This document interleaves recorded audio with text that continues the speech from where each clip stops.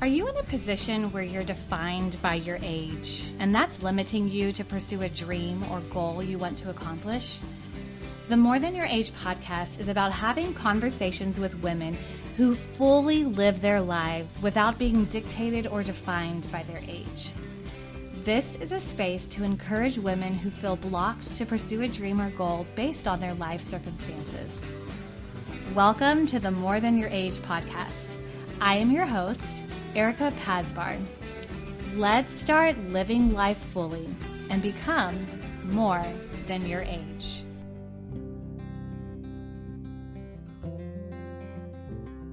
Welcome to the More Than Your Age podcast. This episode is the last guest episode for the 2023 year. Can you believe it? What a year it has been. I'm thankful to finish this year off with my final guest, Johana Miller. Johana has a unique story of moving to the States from Panama as a young girl and learning how to navigate life as an immigrant without any knowledge of the English language. Her grit and determination to learn and grow quickly helped her become the woman she is today. Johana's background helped her launch the start of several businesses and a side business in the short-term rental market.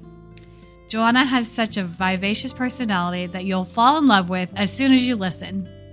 Enjoy the last guest episode of the year and stay tuned next week for the final episode of 2023. Joining me on the More Than Your Age podcast is international game changer in language education and founder and director of Mellifluent, Johana Miller. Welcome to the show. Thank you so much, Erica. Thanks for having me. I'm so excited to have you, Johana. I remember I was trying to think back to when we officially met, and was it when we were Kichikomos at KAA? Oh, yes. Do you remember that time? Oh, so well. The early mornings, late nights. Oh, my gosh. For the listeners who may not know, KAA is a summer camp. It's called Kids Across America. And so Johana and I worked in the kitchen all summer, as glamorous as that sounds, sweating, yes, feeding the children, sometimes a thankless job, but it was fun. It was a good time. Taught me so much, bonded so well. I remember those times. Yeah, those were good. Well, it's, and I know we would see each other here and there in Denton, and then time passed and you moved away to Atlanta and I moved somewhere in Dallas. And so we've kind of kept in touch via social media. So it's been really neat for me to see like the different business ventures that you've been on and just kind of connecting as well with real estate and whatnot. And so I'm excited to hear, just have you share your unique perspective from your background and what you've accomplished. And so I want you to first start off and share that you were originally from Panama. So how did your family get to the U.S. and why did they decide to move here? Yes. So in 1989, I moved here from the Republic of Panama. And the way that we came here was because my mom married a U.S. soldier, which became my stepdad, very instrumental part of my life. So we moved here, stayed in Fort Riley, Kansas, stayed in Virginia, and then ended up in Texas. And there is where we just took root. And so my mom at that time was a single mom. And so in a new country, basically.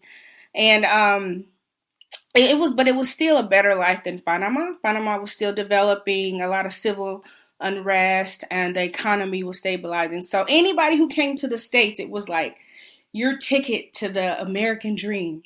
So so that's what's the main reason why we came here. Do you remember much of the transition from leaving Panama and coming to the States? How old were you also at that time? I was 8. I was just turning 8, and the transition was very, I would even say traumatic, because for most of my life at the time, my childhood life, all I know was one language, which was Spanish, and the culture was very diverse, right? There were all kinds of people who looked like me or looked like you and spoke Spanish, and we kind of just related on a level of really socioeconomic status in terms of like, hey, we might not be rich, but we all love one another kind of thing. So coming here, it was very different. It was very separating. And so that was kind of traumatic for me. And then it was just another language, right? And then my mom didn't know the language, and I had this new dad, and it was just a lot for me to take in, but I quickly had to adjust. Now, do you have siblings? So did you have siblings with you or only child? Only child coming here. My brother wasn't born until 1990, which was actually a year later. And yeah, but that's my only sibling. He's 8 years younger than me. Okay. Yeah, that I would imagine that was terrifying, like you said, traumatic. And you're moving, and then first you said Kansas, and then Virginia, and then Texas, right? Yes, pretty much. Kansas, because that was where the military base was. It was kind of our landing site. And then my stepdad's family is from Virginia, so we ended up staying there until they separated. And my mom came to the where my aunt was, which was where the rest of the family was. Yeah, in Texas. Do you recall? I guess one of your first. It doesn't have to be the first day, but just your first experiences of stepping into a school and not knowing the language, and what was that like for you as a foreigner at the time? Yeah, essentially a foreigner. Well, I mean, my first recollection was, stepping on a big green airplane. It wasn't even a regular traveling airplane. It was literally a military cargo airplane with all these families sitting on the floor with these like seat belts, and they gave you a fruit cup. Oh my gosh. First of all, and the plane was so loud, right? So that's already like, oh, where are we going? To war? And so that's one instance. And then, coming into a school where you don't know the language, and all you can really understand is body language and body cues. And then your mom doesn't know the language, so she can't really provide any comfort. But I don't know, as a bilingual or a foreigner, you just kind of quickly assimilate, you just kind of turned into survival mode. And so, I've always been a learner, so I picked up the language pretty quickly. They didn't have an ESL or a bilingual program at the time, so it was like immersion. Okay. And so cartoons and Sesame Street really taught me how to read and pick up on just social cues, and just learning to be adapted to a new culture. So, okay, so I have a side question for you. Also background. My dad moved to the States. He was 25 or 26 from Iran, and he knew very little English as well. And so it was just kind of immersion as well for himself. And so for you, because you are a language educator, for looking back for your personal experience, are you thankful that you did not participate in an ESL or dual language program, or do you wish that would have been readily available because you would have been more successful? Kind of what are your thoughts with that? I'm just curious. Having gone through the bilingual program, I think it would have been a more thorough experience if I would have been in a bilingual program. But also, immersion taught me things that I don't think a bilingual program would have prepared me for, in terms of just survival skills, how to better understand people through other cues. And I really think that it taught me to be a critical thinker faster, because I had to rely on my creativity and my surroundings and how to think on my feet. And that was my experience. And maybe for those who need more support, I think a bilingual program would have helped, especially if they're not if people aren't as motivated to learn just in general. So I think it really just depends on a person. But I still, when I teach people, I always encourage immersion, just because you have to take ownership of how you're going to persevere in this language. And so you have to get comfortable with what helps you be successful personally. Yeah. So for you, how long, because you said it was pretty quick for you to learn the language. Do you remember about how long it took you to feel pretty comfortable to understand and respond? I would say by a year, because I was so young. So language input was happening anyway at that age. And so I would say about a year my stepdad didn't feel comfortable with me moving to the next level. So I think they kept me in like the reading class for another year. That was their bilingual prep program. And I think that helped me a little bit more. But then after that, I just became a ferocious reader because I knew that I could learn new things to reading the new language. And that really accelerated my English development for sure. Yeah. That's interesting. Now, your stepdad, was he a Spanish speaker as well? So did y'all speak Spanish at home, or was it kind of a mix? Because I know your mom did not speak English. Yeah. No, he was a country boy from Virginia. All right. Um, so he really desired for us to assimilate quickly, especially my mom, who was just rebellious towards it. And she had an opportunity to learn English in Panama, but she refused because it was just she was older, so I mean it just it wasn't easier for her. But in our household in the United States, English was the first language. But because my mom was so rebellious, I stayed speaking Spanish because I was her translator. I would I don't know. I would order pizza for the family. I'm in third grade, and I would pay bills and provide credit card numbers in third grade. Like I just had to grow up really quickly when it came to those things. So the Spanish stayed with me no matter how much I wanted to forget it and wanted to be like my friends. So, yeah, my stepdad did not encourage Spanish. So for you now, how has the experience of growing up as a first generation immigrant played into your role as a parent now, raising your children, and then for you personally as an adult? Well, the first part of that question, just being a first generation, everything, I definitely encourage my children to be bilingual.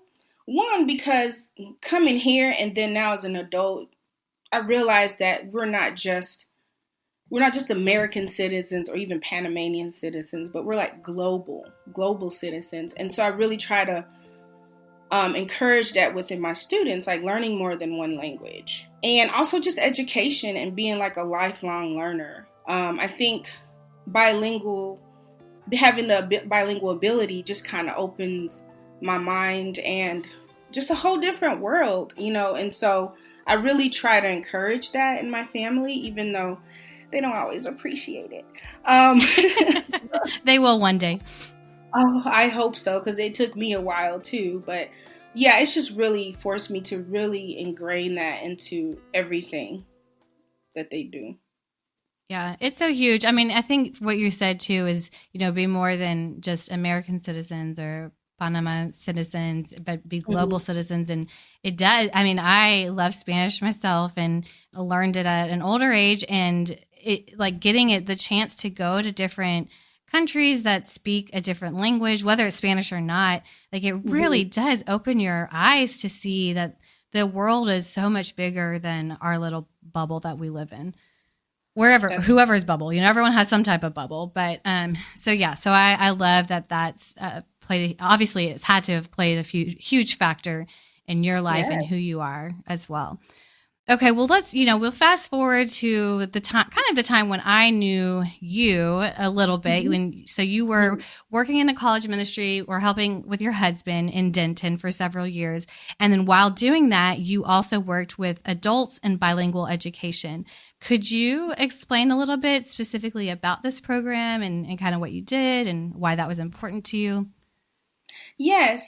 So it's definitely important to me because I always just try to be connected to my culture, whether it's through language or just learning more about my history. But language is what's really important to me and close to my heart. So I always try to find opportunities, even in very homogeneous Denton.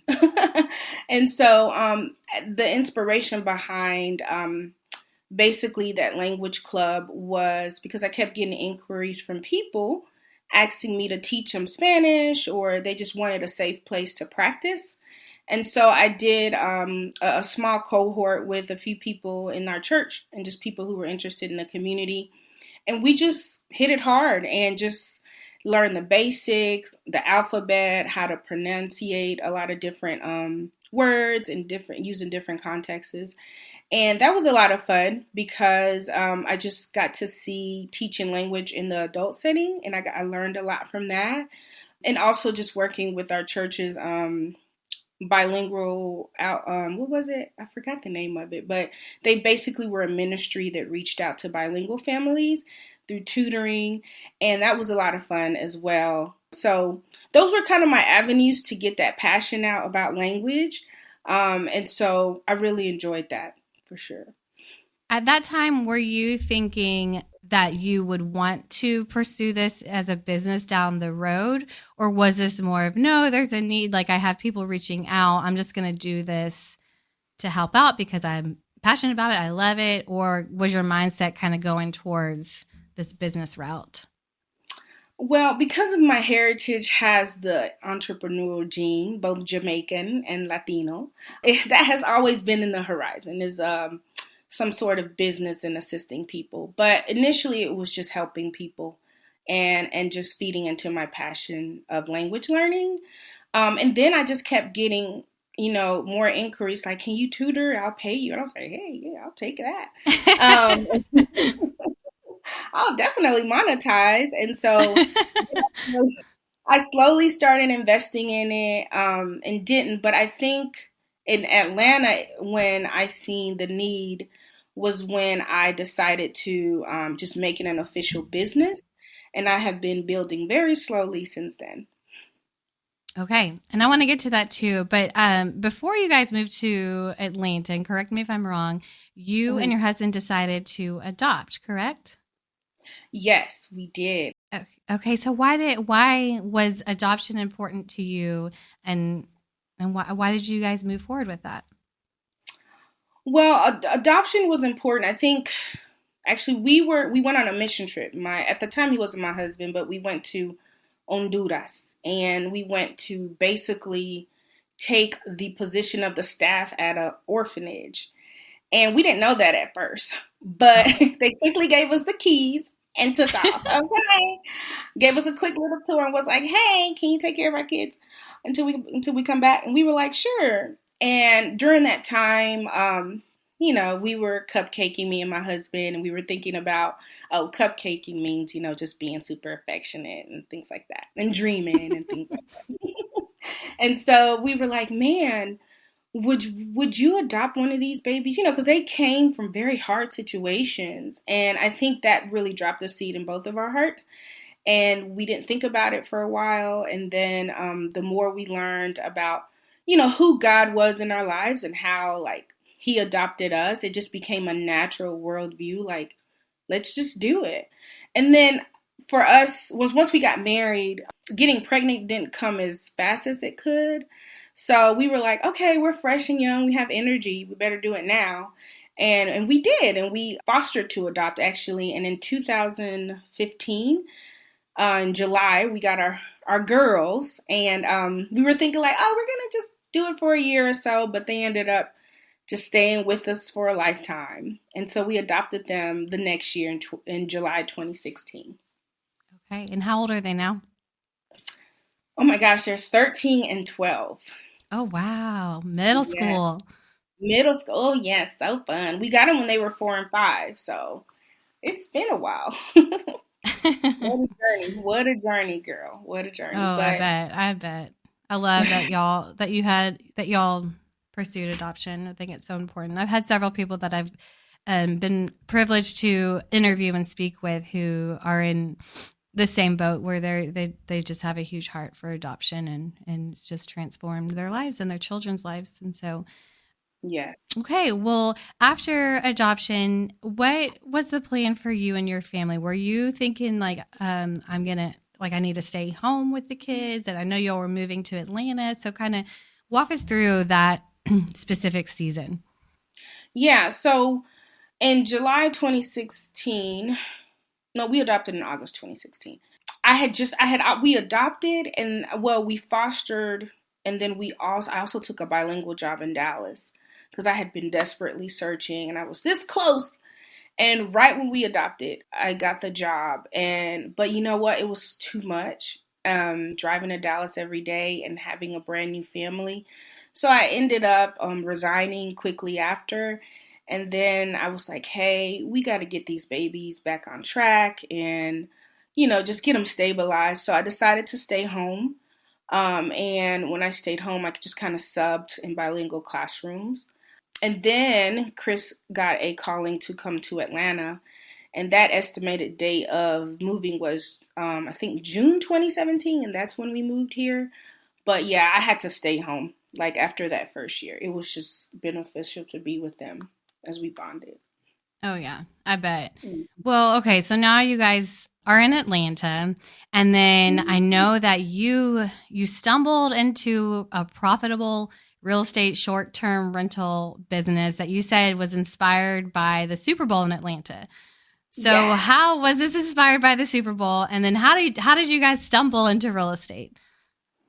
Well, when we moved to Atlanta, we had one of the privileges was like just discounted housing in the city with the organization that we worked with. And so we were able to like really save a lot of money on that discounted rent. We knew we wanted a house in Atlanta, but we just didn't know where. So we were going to take that year to look around. And then our friend, who is now a real estate mogul here in Atlanta, she and another friend too in Dallas, they were both like, hey, why don't you just get the first house you buy and just make it a rental? And you know what? You could probably recover your down payment just by putting it on Airbnb and putting a high daily rate. And then, you'll benefit. You'll flip the house basically in a sense.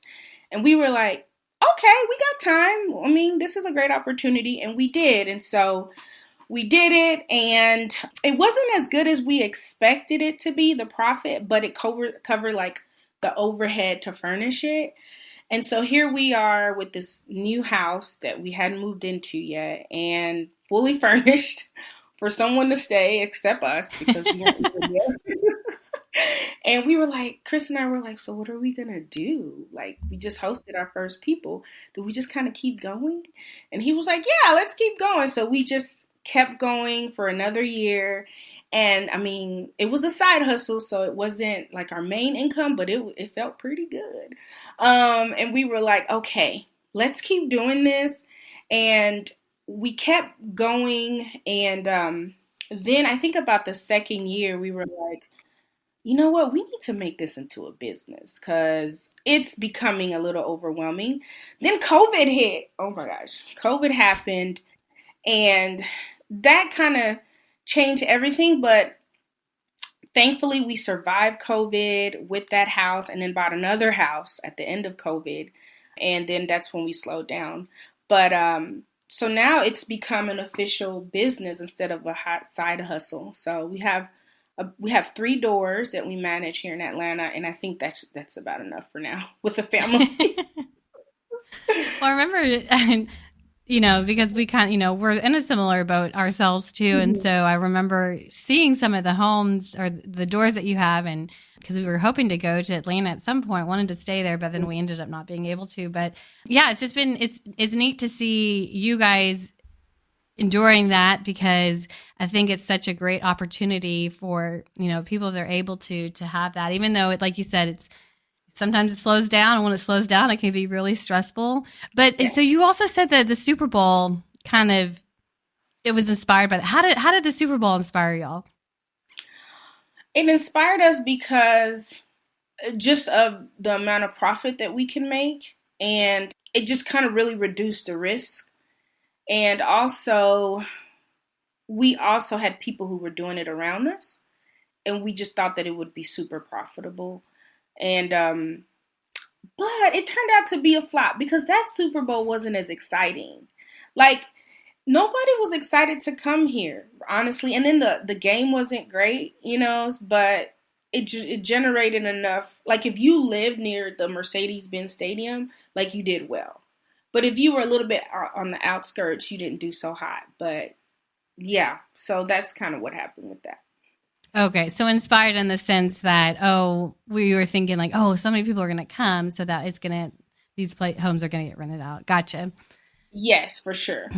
Okay, so when you both started getting into real estate, had either of you had experience in this market before or working in the short-term space or real estate in general? Zero experience.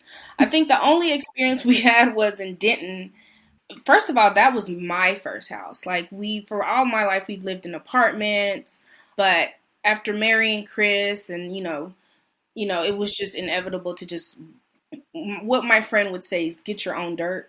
And so we owned our first house in Denton, and that was a big deal for me. So then coming to another state and doing it again, that gave me a little of experience. But other than that, I think I did a car. You probably don't even know this. I did like when they used to sell CDs on the infomercial online, I think Carlton Sheets, the no money down payment method. Like, I think I did a course in college and thinking I was going to buy my first property, but I didn't have the right resources and I kind of put that away. But I've always had a desire to own some sort of property. And I think the second one felt like that excitement that I felt years ago, like, ooh, I could be an investor kind of thing. So, yeah. That's awesome. So in working in real estate, so you have this as a business, and then we'll get to your other business as well. But what have been some of the greatest obstacles for you or for both of you in owning real estate and working in the short-term rental space? One of the biggest obstacles is how you have to adjust in the short-term rental industry. It changes so quickly. And then adjusting in that, like, there's a high peak and a slow season. And so you have to be able to prepare for both. Because, it could be super lucrative in the high season, but then it could be super dry in the slow season. So being able to not stress down and just want to quit, and just be able to like stay encouraged and kind of just ride the wave to get to that next season. And as a business owner, I mean, you just have to learn a lot. You constantly are learning, and you're constantly asking questions to people who are experienced. And there's no one to motivate you. I mean, what's going to motivate you is being broke. So, so you are your own motivator. And unfortunately, sometimes it's out of fear, but it should be out of a desire to like scale and be profitable. And so I've learned that to face or find a solution for these challenges, you have to have people and mentors in your ears, just sharing, just processes and operations that'll keep you afloat. So, yeah.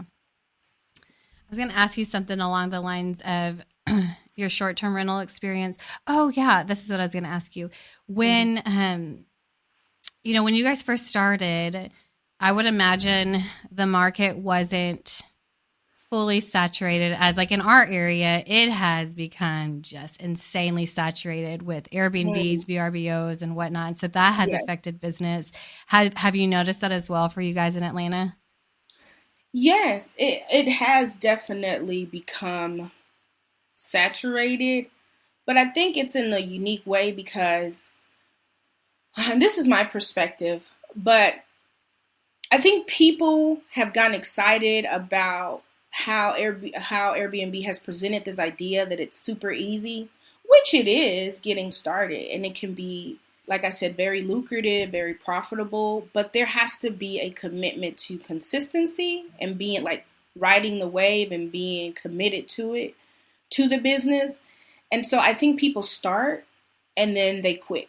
Because all the time in these Airbnb groups, I see, hey, selling a whole apartment, everything you want, $6,000. So those people kind of, one, they make the market saturated, and they create these expectations for guests that now we who have been in the market for a while, that they either supersede because everybody wants to do luxury, come to our luxury, Airbnb. And then now they expect all these other Airbnbs to be like that. Or on the flip side, they make guests think like, okay, the Airbnb is trash, and then they come to our Airbnb and they have a fabulous experience because we've just been committed to the guest experience. So you got both of those guests that they've created.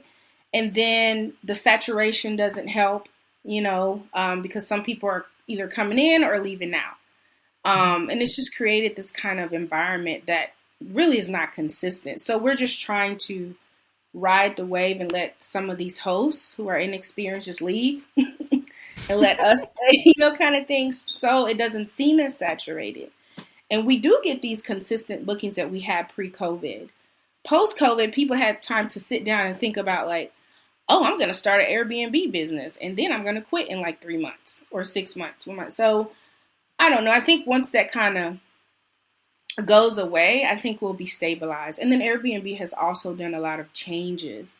And so, I mean, that alone, if you can't ride the wave with that, that can be discouraging because it's a lot of technological changes and you have to keep up with the releases, and that can be overwhelming for someone who's new. And so all these things you just have to take into consideration. It has just really changed the market. Yeah, it has. And so many cities too are putting up all these regulations against short-term rentals. Yeah. And so that's affecting things as well. Has anything changed in Atlanta specifically with Airbnbs, or is it still allowed? It's still allowed technically if you want to ride the wild side, but there is an ordinance that needs to be enforced. We haven't come to an agreement with the city because of so many investors and they have high dollar lawyers who are protecting their interests. So they're really dragging their feet on enforcing it, which is fine. You can jump in and out of the market and start it now. But once they enforce it, you have to have your license for sure. Mm-hmm. Yeah, definitely changing the game a little bit for some people, which is why a lot of people are getting out. Yeah, I know Dallas, they banned them in residential areas, right? Yeah, there's something with it. I don't want to speak to it fully, but I know they changed it in some capacity. And like, I know where we currently live, it's, you can't lease or rent out short term for less than 30 days. So it has to be 30 plus days. And in our area, we're by the airport. And so that kind of, I feel like it initially hurt a lot of people and it hurt us. And then, but then I think more in the long term, it's still helping other people just because you have people who are potentially thinking about moving to the area. And so they are close to the airport so they can stay close by and then figure out where they want to go. You just have to be able to pivot, on notice. That's one of the challenges as well. So, yeah. Yeah. Well, around the same time of owning and operating real estate, you also created your own private online language coaching program, Mellifluent LLC. Yeah. And because we've talked already, Spanish, the language, being from Panama is your culture. It's who you are. And so why did you want to start this coaching program now? You had all this real estate and we were working on that. So why decide to start the coaching program? Well, Spanish has always been my passion, and and that was one of my fears, is treating it always like a business. But I thought that it would be beneficial to start the business because it would make me committed, a little bit more committed, and also just honestly the revenue that it can bring. And again, I kept getting inquiries about me teaching adults and children. So I just wanted to kind of have that on the side. So I'm learning now, though, that because it's more of a passion, I may even start a nonprofit to help people, kind of create that equity, language equity, I guess. So it shouldn't have to be like, you shouldn't have to pay so much money to learn a second language. But anyway, I wanted to start it because it definitely was a passion and I wanted to offer it in different settings. And so the business way would have been the best way that I could do that to support, my passion. So, yeah. Okay. And I was curious too, and you may have just answered it as well, but if you have a separate answer, why specifically owning the business compared to just working in a traditional school program, kind of like how you had done previously? Why that? Yeah, so I think that's a great question. And this is kind of related to my other previous business ventures. So I've done quite a few multi-level marketing businesses as well. I'd say that's where I got my practice from. And I think they were all in all good experiences. I learned from each one of them. But what I definitely learned as a common thread was that each of these businesses wanted you to create a legacy, within their business. And so with Miller Fluent, one of my desires was to create a legacy of language learning for my family, for my daughters, and provide a safe space for them to not just learn, but if they wanted to spread it in the form of a business, they'd be able to, because I've already kind of trailblazed that for them. So essentially, to answer your question, I wanted to create a legacy for my family. Love it. Spoken like a true entrepreneur as well, where you like, I don't want them to be a part of their business. I need my own so they can create it for my family and my people. I love that. Well, would you mind sharing too a little bit how the online learning program works and if people were interested in joining, like what they could expect? Yeah, for sure. So it's in several capacities. The most recent capacity has been where I have more outreach, has been partnering with other online teachers and me being kind of embedded into their school. That was my last partnership by being a contractor. So they would have an online school and I would just offer language classes through them. And then sometimes, it's been a long time since I've had this child of mine, I offer 6 to 8 week cohorts for kids. I'd love to work with pre-K, but they're all over the place, okay? And sometimes Zoom is just not their thing. But I'm willing to work with K through up to like 6th grade, and we would do a cohort for about 6 to 8 weeks, like I said. And then also private tutoring, and I've done family sessions as well. But they're usually 6 to 8 weeks. And what I would do is do one-on-one training with the families. And then in the cohort settings, it would be about 6 to 10 students, depending on Zoom classroom management. And then I would give homework and encourage the families to kind of have them apply their language learning. And so that's kind of how I do it online. And then, let's see. Well, this is not part of... Okay, yeah, I'll leave it there for the online. Okay. Now, another question with your online program, do you take all levels, or is it more, this is my first time exposure to the language and I'm starting with you, or I would be intermediate to advanced, but it's been a while, so I need to come to you. Where do you fit in with everything? Yes. So for me, my audience right now is children. So beginner level, children to intermediate. Advanced, I would have to kind of curate a lesson for them, but I would encourage them for a refresher, if they are intermediate, to join the beginner class, because I find ways to challenge advanced students, but mainly the audience is beginner intermediate. Adults, I'm still trying to figure that out, but I have great ideas. I just wish I had more time. Adults is just usually one-on-one, and I just curate a plan for them, and then we kind of move through that. Okay.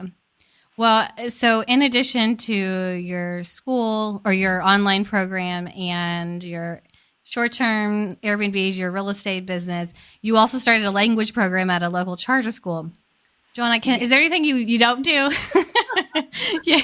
So how did you know that this specific charter school needed assistance? And then how did you even get your foot in the door with them to start this program? When I came to Atlanta, I had already had the basis for my online school. I just needed to kind of test it out live. And so there was an opening for a teacher at this local school. And I just told them that they needed a language department, because in order for part of their motto was being like catering to the whole child, the whole family, the whole community. And I basically was like, hey, part of being a whole child is having exposure to the global community. And a lot of these children in this community at this charter school would not even visit or have not visited 3 miles outside of their community. So I was like, hey, how about, hire me as a Spanish teacher, and I can bring that exposure to them so that they can be inspired and prepared to go out and visit these countries where they can use this language in like 22 countries. And so I think that was the kicker that got me hired. And so, from there, and I'm so blessed to really be a part of this community, and I still work with them contractually. But it was my feet in the door. It was basically a whole sandbox to try all the strategies that I had been learning in Texas and what I was continuing to learn. I had a great mentor, and he just gave me basically permission to bring literally Spanish to them. We visited on Google Maps about 10 countries every year, and we ate a whole bunch of different candies and pastries and had a Hispanic Heritage Month celebration. I didn't get to bring the mariachi because COVID came, but I even wanted to have a quinceañera. I had so many dreams, but for the most part, it gave me the foundation and the inspiration to keep going. And so I'm so thankful for that school. So, yeah. Yeah, I think that's really neat and special, and I love how you kind of were forthright about the information of, you know what, you need language, hire me, I'm a teach your kids Spanish, and then just creating this whole program. And it's so huge. I think when people don't have it, they don't realize the necessity of it, and then once you do have it, it's like you can finally see, oh man, it's so important. Like how we were talking about at the beginning, just opening your eyes and your mind to the world and different cultures and outside, like you said, for this school, that 3-mile radius. And so you shared too that you maybe at some point you're going to create a nonprofit so that you can provide language learning to other people who may not be able to afford these classes. And so that'll be exciting to see you pursue that, because I know you will. If you set your mind to it, you're definitely going to do it. And so as an entrepreneur who you've created several businesses and you've helped start all these different programs too, did you ever feel blocked or limited to move forward based on your age? So did you ever feel blocked by your age to be able to move forward and pursue these things you wanted to pursue? I would say not till recently, and having the added responsibility of God bringing our surprise baby, that's when I started kind of thinking about it.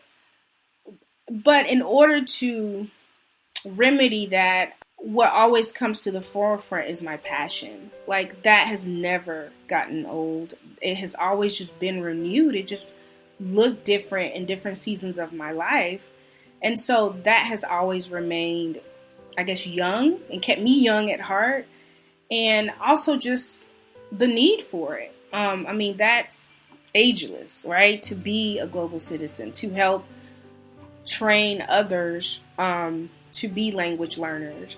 And so I really don't stop to think about that until now. But like I said, I quickly try to create this mindset that this is kind of a classic need, a timeless need to be a language learner. Yeah. Anything else that you have to tell yourself to just push through those limitations? Like you said, to be like, it's timeless. You can always learn and grow, but anything else that is helpful for you? Yeah, I think I've become just really self-aware. Children will do that. Obstacles will do that. You just kind of have to know where you're at. And I think that's important as well, just as a woman who is aging in general. And also with that, you have to be able to find where your contentment is, and that, like, you don't want to live with regrets, right? You don't want to be on your deathbed and be like, man, I wish I would have at least tried. And so I would say just try it, right? And I think there will be confirmation whether you can keep going, but try every little idea, within means, of course. Don't quit your job and not support your family. But if you can do it, even if it's like for me now, like I'm kind of limited with my language learning, but I teach my little girl all the time. And so I basically invite parents to join me. Let's read a bilingual book. I mean, it's still feeding into my passion, and that's what's going to keep you, going so that, you don't just quit, so just be flexible in how you can pursue it. And it doesn't have to be the big dream team plan, but there's other avenues that you can still feed your passion until you get to that part where you can be like, okay, I'm all in. Yeah. Well, so based on what you just said, kind of answers my last question, but I'm going to still ask it in case you have anything else to add to it, because this is the question that I love to ask all my guests. As you know, women, we all the time just look at our age as either something that's limiting, it blocks us, or a lot. I've met so many people and I've talked with so many that are just like, I've given these years for a reason, so what am I going to do about it? And so if you could encourage one woman who does feel blocked or limited to pursue a dream or a goal based on their age or life circumstance, what would you tell her? I would say just sit down and take inventory of all your skills and your gifts, and just be reminded of like how and why God gave you these talents, and just think in your mind, they're developed, like they're being developed, and they're going to continually have to be developed. So at the end of the day, with your inventory list and your encouragement, just do it. Just take one step forward and put yourself around other people who also support your dream, because that's going to keep you motivated as well. And just keep learning, like still continue to be that lifelong learner. If you go to a group and you're the oldest one there, who cares? Like, you just have more life experience, okay? And so that just adds more value to the current experience as a whole. So you take your little gray hairs in there and you and you come with it, okay? Because one thing that they have is they don't have your life experience, and there's a place for you at the table. I love that. Go in there, whether you're the oldest or not, that you have all this life experience to share and to impart on other people that they could learn from, and then you can learn from those who are younger as well. Like, we can all learn from each other, because that's the whole thing. You're more than being old and being young. You're more than that age. Well, Johana, I loved chatting with you. I would love for you to share, if people are interested in finding you or learning more about your program, where they can reach you, and I'll put that in the show notes as well. Yes, for sure. Well, right now, my most accessible way would be on my Instagram page, You Too Can Be Fluent. And you just DM me. Again, only serious inquiries. And I check that readily often. If you're looking for a place to stay in Atlanta, you can find me on Airbnb. Again, I don't have a website, but if you reach out to me at I am Johana Miller, my regular Instagram, or You Too Can Be Fluent, I can guide you through that process. So, yes. Perfect. I'll put both of those accounts in the show notes so that people can find you. Johana, so good to see you. And for the listeners, if you're not watching video, Johana and I are matching. We did not plan this, and great minds think alike. That's right. From one Spanish lover to the next. Well, you have a great day, Johana. I appreciate this so much. Thank you for joining the More Than Your Age podcast. It's been a pleasure, Erica. Thank you. If you were encouraged by today's episode, like and subscribe to this podcast and share this episode with a friend. You can find me on Instagram at More Than Your Age, and visit the More Than Your Age Facebook page. Keep striving for your goals, live fully, and we'll catch you next time on the More Than Your Age podcast.